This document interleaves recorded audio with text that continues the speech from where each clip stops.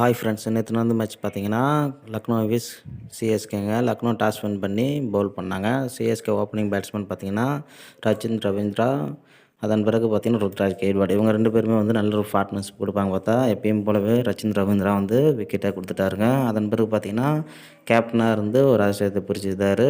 பின்னர் பார்த்தீங்கன்னா, அதன் பிறகு வந்து நெக்ஸ்ட் பேட்ஸ்மேன் ரெகேனா, சிவன் துபே இவங்களாம் ஒரு பார்ட்னர்ஷிப் போட்டு ஓரளவுக்கு கொண்டு போயிருந்தாங்க. சுபே துபே வந்து பார்த்தீங்கன்னா, ஒரு பங்குக்காக ஒரு குறிப்பிட்ட ரன் அடிச்சிருந்தாரு. ஸோ பார்த்தீங்கன்னா, கடைசி கட்டத்தில் 9 பாலுக்கு வந்து எம்எஸ் தோனி வந்து 28 ரன் அடிச்சிருந்தாரு. இதுலேருந்து பார்த்தீங்கன்னா, சிஎஸ்கே வந்து 176 ரன் மட்டுமே அடிக்க முடிஞ்சுது. அவருக்கு எந்த ஒரு ரன்னுமே பிக் ஸ்கோர் ஏற்ற முடியல. 200 அடிச்சிருந்தா வின் பண்ணியிருக்கலாம். பார்த்தீங்கன்னா, அதை வந்து இவ்வளோ ஸ்கோர் தான் எட்ட முடிஞ்சுது சிஎஸ்கேல. அதனால் சிஎஸ்கே ரசிகர்கள் வந்து அப்செட் ஆகிட்டாங்க. எம்எஸ் தோனி மட்டும்தான் மேட்சை பார்த்துட்ருக்காங்க ரசிகர்கள் சிஎஸ்கேக்காக.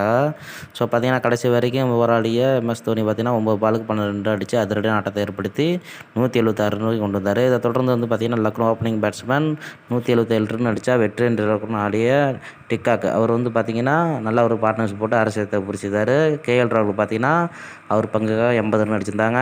ஓப்பனிங்லேயே பார்த்தீங்கன்னா, நல்லா ஒரு பெர்ஃபார்மன்ஸ் பண்ணி நிதானமான ஆட்டத்தை ஏற்படுத்தி 176 ரன்னை வந்து 100 ரன் வரைக்கும் விக்கெட்டே விழுவாமல் இருந்தாங்க. அதன் பிறகு பார்த்தீங்கன்னா, விக்கெட் இழந்துட்டாங்க. இவங்க 2 பேரோட பார்ட்னர்ஷிப்பால் தான் சிஎஸ்கே தோல்விக்கு காரணம் அப்படின்னு வந்து சிஎஸ்கே ரசிகர்கள் மனசில் வந்து வேதனையே அடைஞ்சாங்க.